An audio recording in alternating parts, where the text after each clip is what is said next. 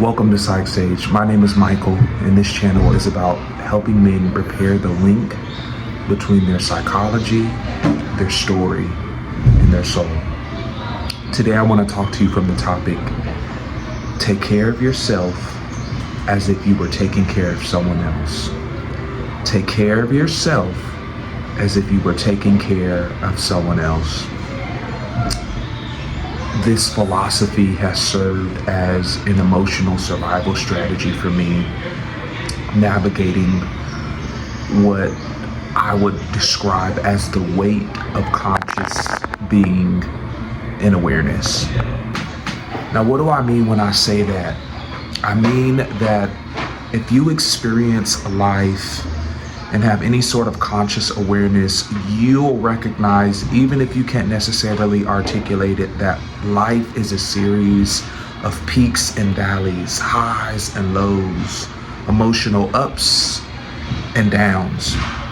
And if you're not careful, it can be easy to overly identify with sadness or anxiety or loss in a way that is debilitating and will impair you or limit your ability to move forward in life and accomplish what you need to accomplish and show up for the future you, who may not even know that what you're experiencing right now in terms of a crisis, in terms of despair, in terms of anxiety, in terms of depression, is not a final destination, but just a temporary stop. And so take care of yourself as if you were taking care of someone else is an emotional survival strategy when you don't know what it is that you're feeling or what's coming up, but you know that it is. And then the interim between you feeling what you feel and diving deep to figure out, what is that belief? What is that pattern? What is it? Is it something that I can identify consciously by just asking deeper questions, or is this something that I may need to get help for through a therapist or a counselor or another means of being able to go deeper and explore underlying beliefs and values? This survival strategy and this philosophy, take care of yourself as if you were taking care of someone else, will allow you to remain resilient so that your future you can think who you are now in this moment, as you choose to even move beyond your feelings and not over-identify with them to get the help that you need. It's the idea that if you have a cousin or a younger brother or a sister, that in the same way that even if they were crying and even if they didn't feel like doing something, you would step in to feed them or to change them or to care for them, because it's almost as if you're able to extend more care to them in that moment, because you know there may be something that they're unable to see in that moment. Psychologist and author Dr. Jordan Peterson, who I got this initial philosophy from, talks about how he believes that each of us carries inside of us this existential shame.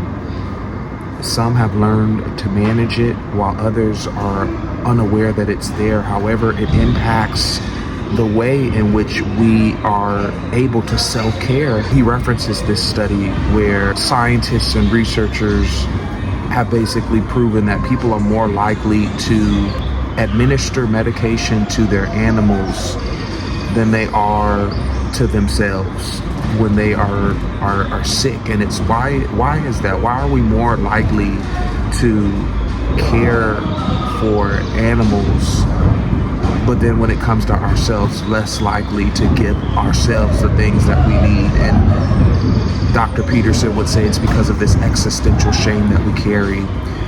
I'm thinking about the definition of shame from Dr. Brené Brown, who's a shame researcher. She says that shame is the intensely painful belief or experience that we are flawed, and because of that we are unworthy of love and belonging. And so again, taking care of yourself as if you were taking care of someone else is emotional, physical, and mental survival strategy while you do the work to uproot and resolve the shame and the unresolved emotions and beliefs that are inside.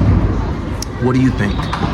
I know for me, it's really helped me to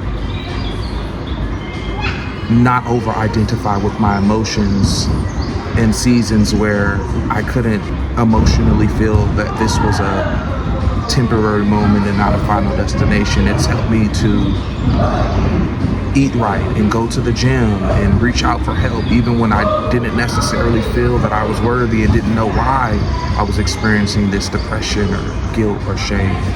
But again, what do you think? Let me know your thoughts. Is this real for you?